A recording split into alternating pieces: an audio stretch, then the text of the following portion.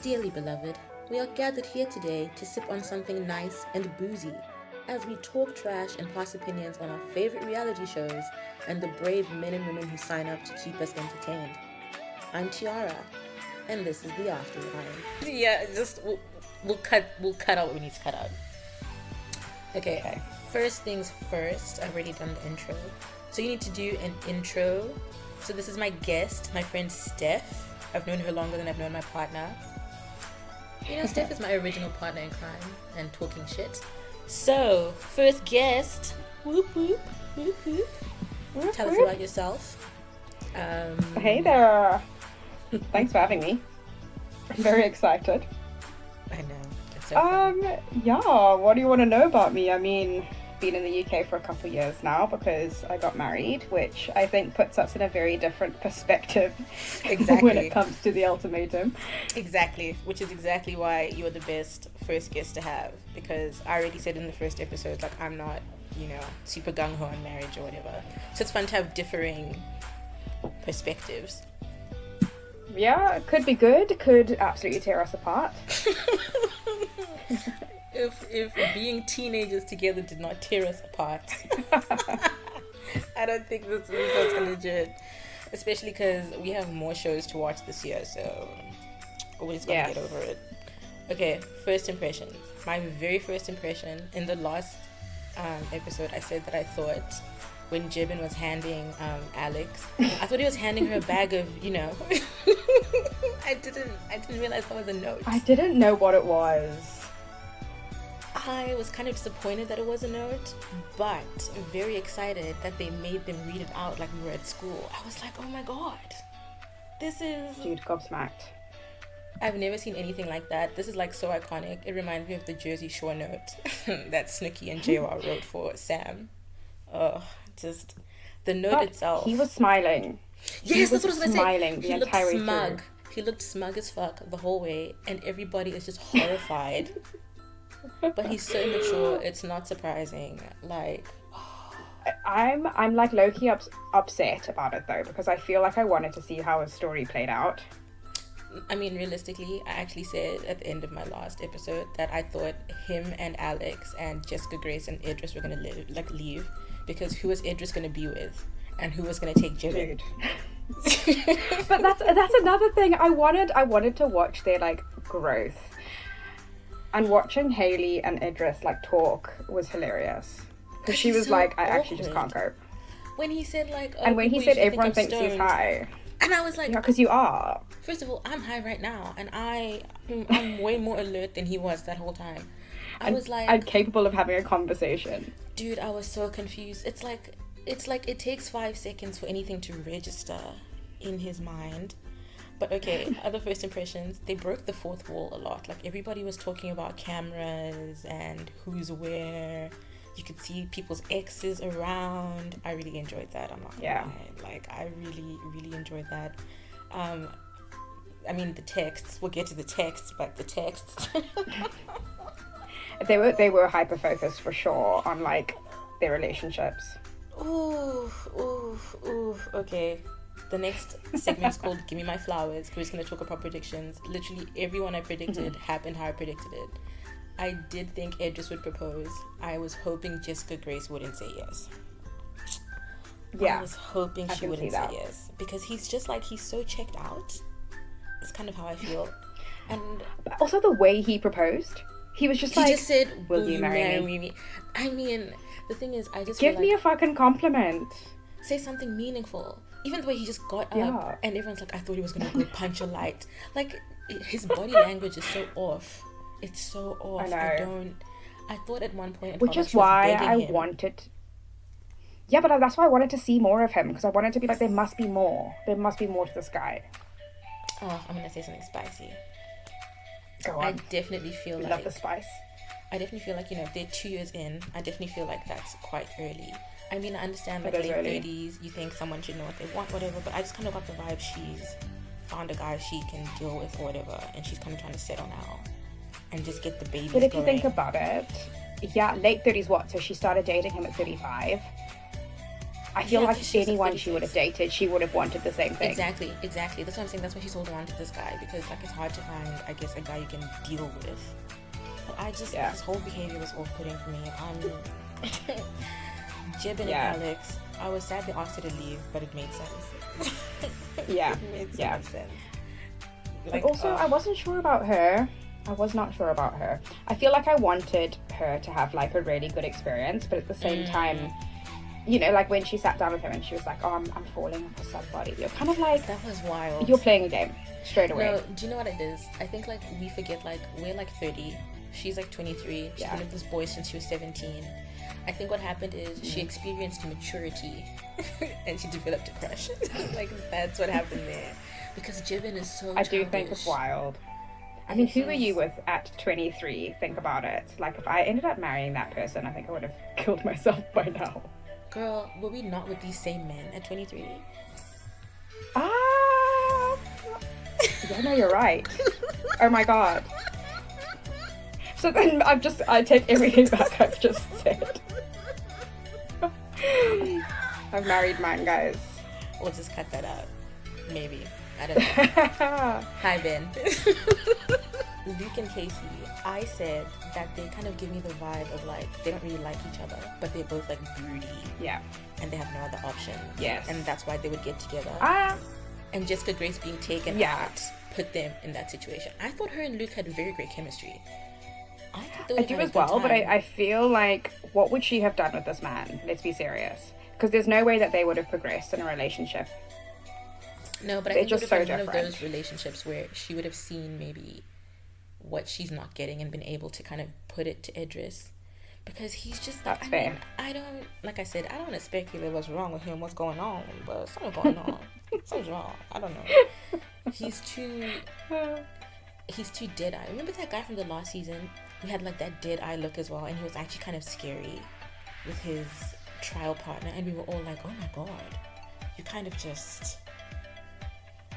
I mean, I don't know. Either way, I definitely feel like, who am I talking about? Monica and David. It was bad. It was bad casting as well. No, all the men are so ugly. No, listen, back to Monica and David. I do think that they're putting a lot of emphasis on physical appearance. They're both let me both work out and we both take care of ourselves. And when they were doing the little yoga in episode 4 and he was staring at her like she was a piece of meat. Yep. The fact that they went and they did salsa first, I was like, I see you guys. You guys went and did something where you can press yourselves up against each other.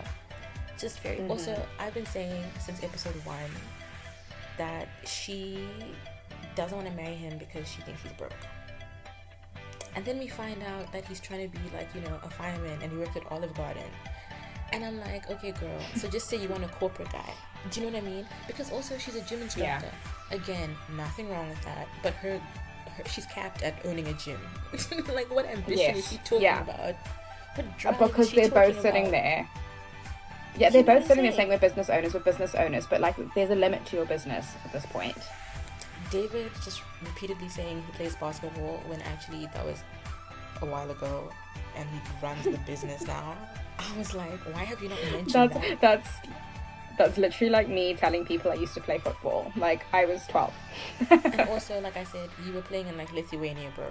You were not good enough for the NBA. So it's kind of giving Fitzy being a football player. Right, I want to talk about Killian. Oh God, I will admit that he caught me off guard. I did not think he cared enough to flip out the way he flipped out. Right, I did not like him from the get-go, and I feel like he proved me right. No, he definitely... I thought he was just kind of like... I thought he was the less interested partner. That I clocked from the beginning. But he seemed like, you know, all the ladies when they were talking to him, they seemed comfortable. They all thought he was like mature or whatever. So I was like, okay, let's see, you know. But it's just like this man really feels himself. I genuinely think he thinks he's God's gift to this earth. I mean, he was a cheerleader. How can that be? I know. But this is the thing. Like, I genuinely think he feels like everyone is lucky to be with him. Everyone's lucky to be talking to him. And he's just put on a brave face for the beginning. Here's my perspective, actually, because I thought about it a bit later after I watched the episode, and I think that the thing with Killian that I downplayed is that he cheated. And then when you look at his actions as a person who's cheated, of course he's crazy insecure, he's projecting, he's super afraid, like he doesn't want her to do what he did. And of course he's absolutely convinced that she is because he did it. I feel like there's part of him that feels like she wants to get her get back, because I think like if she had cheated on him, he would be getting his get back. I think that's kind of why he's going so nuts. I mean, not defending any of it. I think it is so crazy, the lengths. Like when they were talking about they're tracking our location, looking at our stories. He's like, if I watch this back and I see something I don't like, I'm going to rip the ring off your finger. Yeah, but he properly spiraled when he saw that first Instagram post. Like, and they were just bowling. Honestly, I do feel, though, that him and Hailey weren't a good fit. No, it was just two dumb bitches telling each other exactly. I liked them in the beginning, but they were feeding into each other's, like... insecurities, almost. They were... I mean, I also feel like, at some point, they were like, you know, he's so manipulative. And I feel like, I'm sure the way he was telling Hailey what was happening, he was overplaying it. Like, he was making it seem bigger so that she would freak out as well. Because ultimately, in end of like episode 3, he's like, I don't know why we haven't kissed already. Then in the next episode, you're upset that she's being emotional with this guy? Bro. Like, what did you... Listen, aside from Killian's feelings, I think that Ashley and Blake went into this with like too much excitement that it could potentially work. Oh yeah, I definitely have said, like, I feel like Blake is monkey branching. Like, he came here to look for the next person to get with. Because he was so quick to disengage and was not into it. Talking about immediately the next day, oh, if it has to get physical. Whoa, what? Yeah. And she was like, I feel physically sick. Yeah, because she's like, I don't... whole pass. It is for him. I'm convinced that he is on the spectrum. Do you think so? Yeah, because all the way through, he says that keeps using the word logical and practical, but actually he just doesn't understand feelings. Like he genuinely doesn't understand people's feelings and their perspective on things. Okay, and I think that plays out throughout the episodes. So is he on the spectrum or is he a man? Like let's No, I think he's on the spectrum, because he's emotionally aware in some aspects, but when it comes to like other people's feelings, he like can't grasp them. I totally got the opposite of that. For me, when he was talking about he's practical and logical, it gave me red flags. It gave me those kind of men who are like, men are this, women are that. And you know when he was talking to Ashley about what he likes about her, and he was talking about, you take care of the home, I don't have to ask you, blah blah blah. I was like, that's what I'm talking about. Yeah. For me, it's not that he's on the spectrum, it's that he doesn't like Hailey, because he's able to be so emotionally available and open with Ashley because he likes her. Yeah, but also the way that Hailey was shitting on him, the look that she got in her eye when she was shouting at him, I was like, if somebody spoke to me like that, with so much like aggression in their face, I would have also been ready to freaking jump, dude.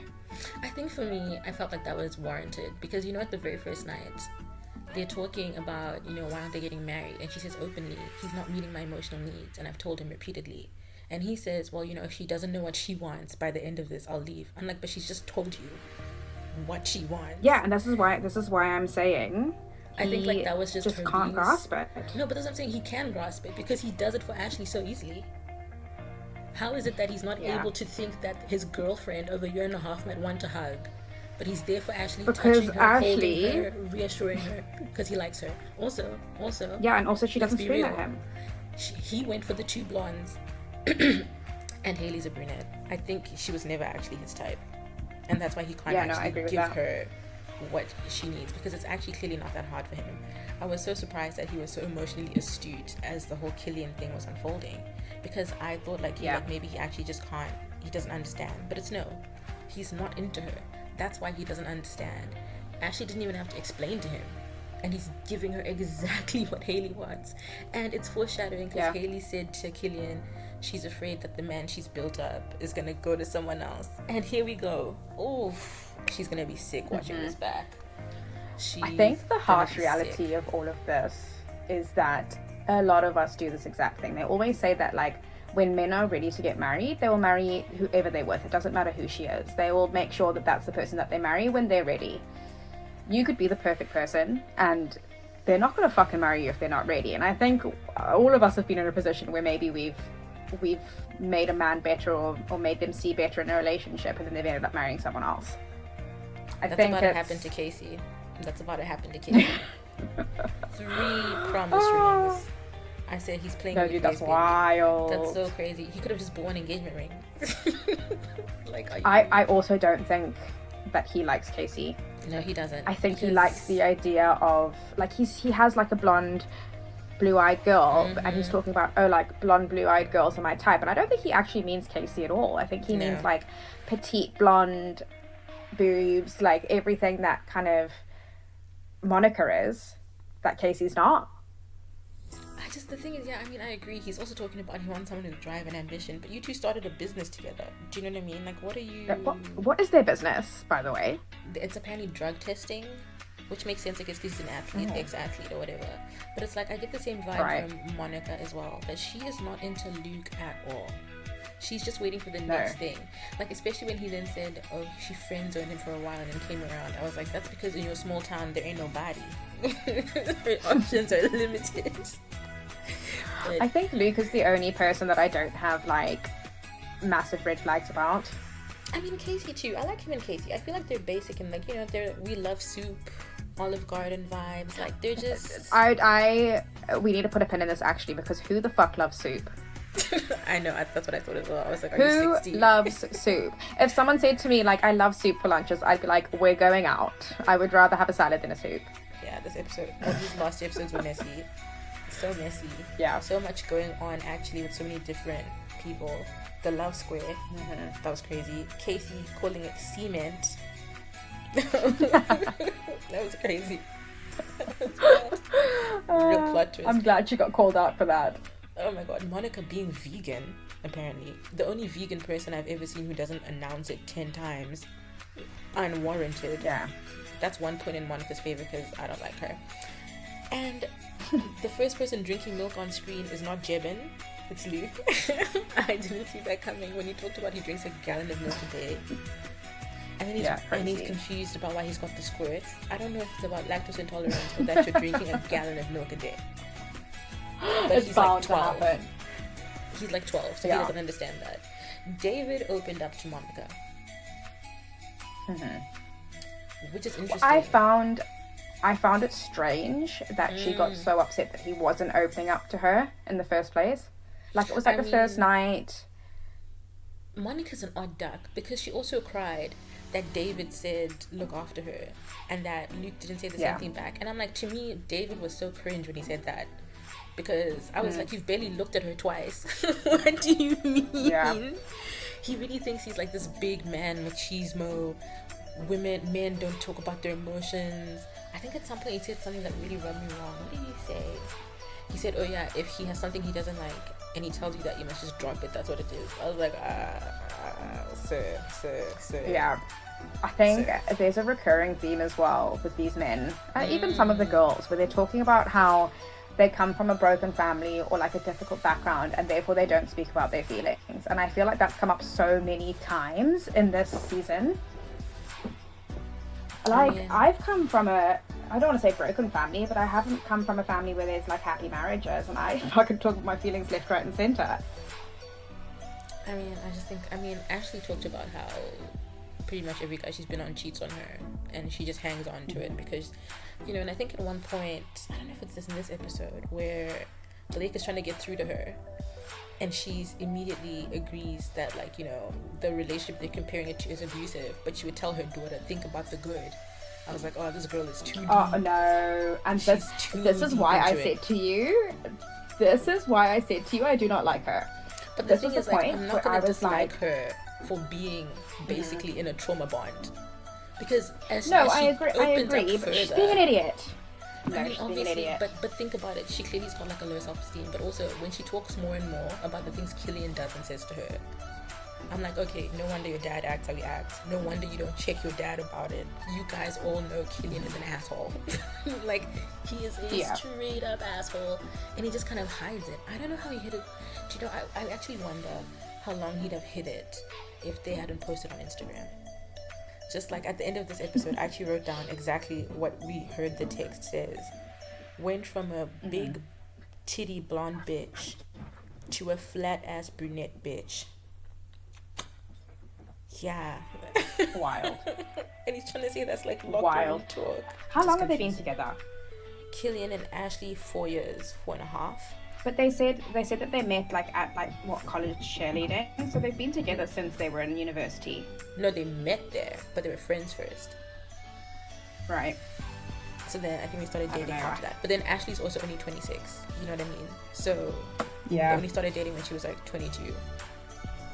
God, and before that people were cheating on her. And oof. Wild. Oof. But I don't know. There's something about her. I think as the episodes go out, it plays out more. But there's just something about her I do not like. Like one of those girls in high school that everyone loves. No, it's not that she's blonde. Thank you very much. But like one of those girls in high school who's like nice to everyone, but it comes across as super fake. Like I just don't like that shit.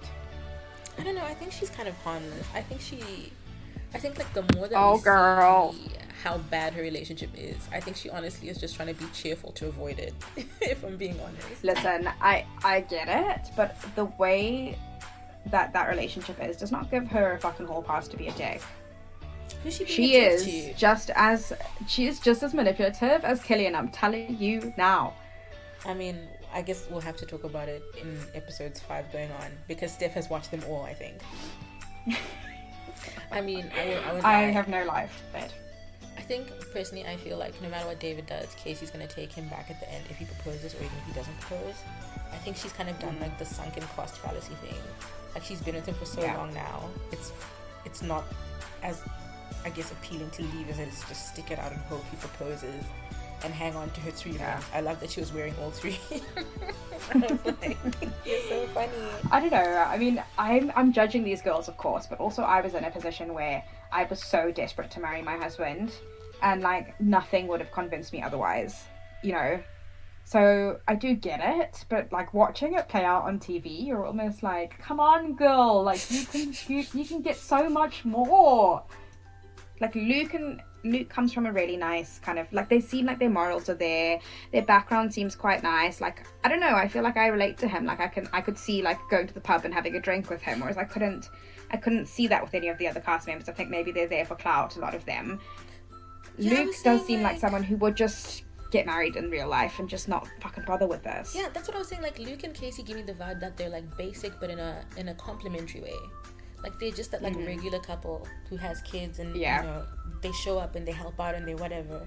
I do think that people have approached us in different ways. Like David and Monica and Ashley and Blake have gone into this thinking like, okay, like I actually see myself having a sexual, emotional relationship with this person, whereas Casey and Luke have gone towards it thinking like, right, we both have the same end goal. We're gonna see how we can help each other grow, but there's absolutely no chance of there being a relationship here at all.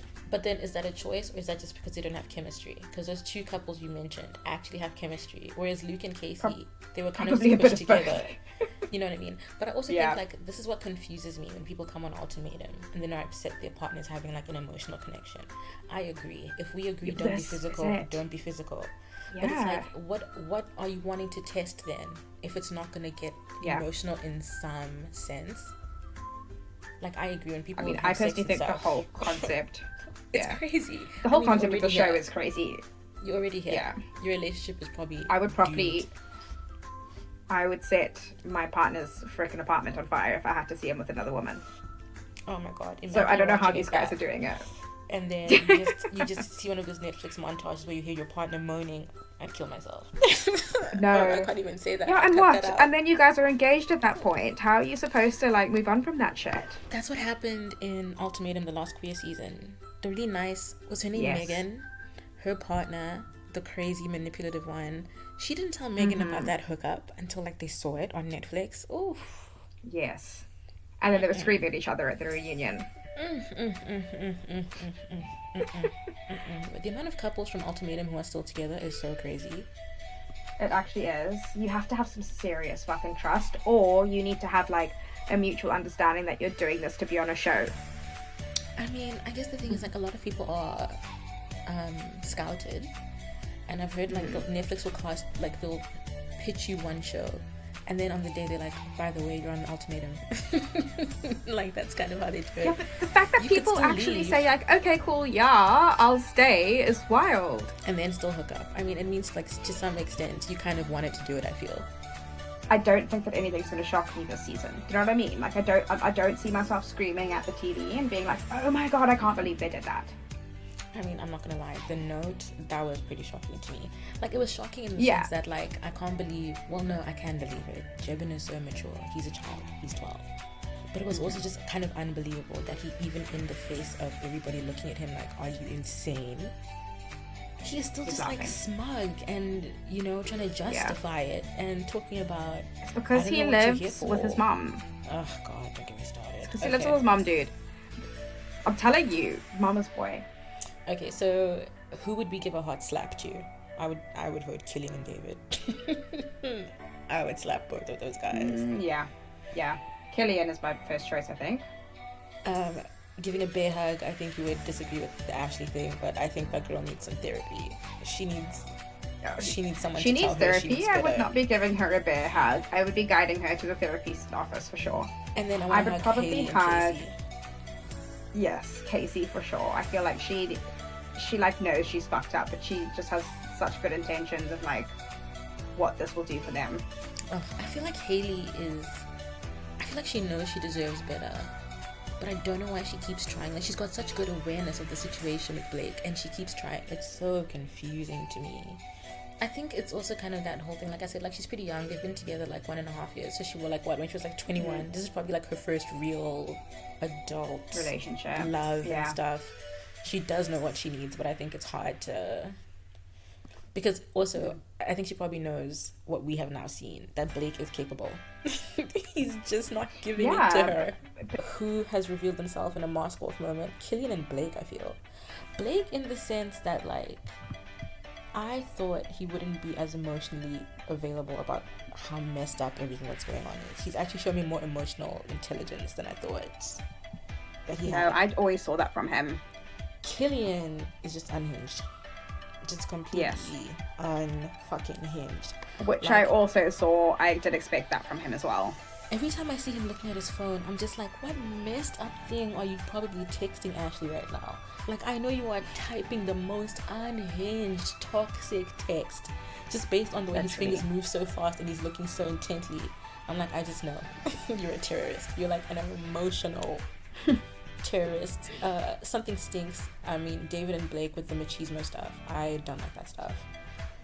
It's just annoying. This whole homemaker thing. Oh, when he said that she's a good homemaker, I just wanted to just like, just stop. Like, that is not a good compliment to me. It's like when men say you're wifey material or you'd be a good mom. Like, stop talking shit to me. Nasty. Yeah. Compliment me on something normal. Like my brains or my tits. Or my dress. That's I'll better take than anything. you complimenting me. Yeah, than you telling me I'm going to be a good fucking mother. Like, oh, I hate when men say that to me. I'm just like, I feel like you're threatening me. Like, what are you talking about? Weird. Please, dear Lord, no. Like, disgusting. Yeah. You're ruining my evening. Like, I don't know, homemaker. I just don't like that either. It's very, like, gendered. No. Like, And you know what? In different cultures, it means a lot of different things. Like in Cyprus, I remember this Greek man telling me that all Greek men have a wife and a mistress. And he was telling me that I'm wifey material. And I was like, great. So I'm going to be at home with my fucking children while you are sleeping with someone else. Like, that is not a compliment in any form. no, it's not. When men say they're wifey material, they just mean, like, they feel like they can play in your face. They feel like you're going to take whatever. Okay, who's hooked up so far? I mean, I just feel like secretly, I do think Monica and David have done something. Yep, I agree. I think they've done something. Maybe not like full on sex, but maybe French fries, which is the Love Island slang for. Oh my god. I mean, know. I was honestly quite surprised, Killian and Haley. I think there's still a chance for that to come out because I just think like they were both probably feeling so petty after everything. No, I think unfolded. I think they're so self-involved in their own relationships and what's happening in that other apartment that they're not even going to think about each other. But okay, get on the couch, please. Who needs therapy? David for sure. Do you think so? Yeah, because I would put him in one of my last people to need therapy. I think the thing is, he keeps using his fear of being left as why he won't actually marry Casey. But I'm like, you're 33. You kind of need to work on that by now. Listen, or you don't want to. Yeah, but I also have a massive fear of being abandoned. And still to this day, even now that I'm married, I still carry that shit. I know, but at least you still got married, though. I feel like he's not even trying to work on it or trying to meet Casey there. Because giving her 3 he does rings, need to work on it. He needs, like, this. My thing is, like, he could have actually proposed to her and they could have had a long engagement and he could have gone to therapy. They could have done couples counseling. Do you know what I mean? Like, I feel like someone who actually wants to work on it and move past it would have been more proactive with it. But David kind of just seems like he just whips it out when Casey is like, why haven't you married me? Well, you know my trauma. We all have trauma. We all have fucking trauma. Yeah. But like, at listen, what age? I think everyone needs therapy. Oh yeah, Ashley and Killian for sure. I think Casey, because why have you accepted this for so long? Yeah, and also I think Haley needs therapy. I think she could grow a lot from it in terms of like stop expecting so much from someone. I just think Haley's just with the wrong person. I really don't think like she. Yeah. I have seen. Well, I mean, yeah. You've watched the rest of them. Maybe there's something that's yet to come. But I just don't think she's asking him for a lot, to be honest. Maybe it's because, you know, my partner does a lot for me. I admit, I'm like spoiled, but... Well, for someone whose partner doesn't do a lot for them, she's asking for a fucking lot. I have something very spicy to say, but when I was watching this and they were all going on their little dates and stuff, I don't see what everyone sees in David. I can see why they like him, but like, if I was on a date with him, I actually think I'd be put off by him. I think he looks like Ronnie. He does look like Ronnie, but he looks like a sweaty version of Ronnie. An older, grosser version of Ronnie, and Ronnie's really gross. Also, Ashley's mask is slipping because in the beginning she was like, I'm so smiley, I'm so bubbly, I'm blah, blah, blah. And then as the episodes are going on, she's not like that. I mean, but to be fair, if your partner is psychologically torturing you from the apartment below you while you're trying to get to know someone... I low-key think that she's also just as manipulative as Killian. I think they're a match made in fucking heaven, actually. Oh yes, the other doppelganger we have in the double take category is, I think Haley kind of looks like Irina from certain angles. From like Love is Blind. The one who thought... I don't see it. Did she say she thought she looked like Megan Fox? Irina. You're talking about the wrong Love is Blind girl. No, they both said it. Both said it. Well, that's Delulu. Irina was the original one to say it, and I think like at least it kind of made more sense because it looks like her hair is black. So I see where her delusion started. But okay, lessons learned. Leave when you see the red flags. That's the lesson I've learned. Because this is nuts. And trust your partner when they're acting like they don't fucking like you. Okay, predictions. Well, you don't comment on what you already know is going to happen. I think Killian's going to get worse. I think one of the couples is definitely going to hook up. I think someone is going to say they've fallen in love. That's always my favorite one. I love when people say they're in love. Ooh. Same. Because I'm like, what? But then again, we watch Love Island and we understand that if you are 24/7 with someone for several weeks, feelings can develop. You mean a week and a half and freaking Lola and Fitzy's position? God, don't get me started on Lola and Fitzy. They're not gonna last. I mean, I read they're moving in together, but this is not about them. They're not. I'm telling you, he is going to ghost her. I honestly think he might move in with her for like a month and then do it, because I feel like he probably feels trapped. Yeah. Yeah, he's gonna ruin her life first. And on that very cheerful note, Steph and I ended our little episode. Thank you guys for listening. Catch you next time. Bye bye.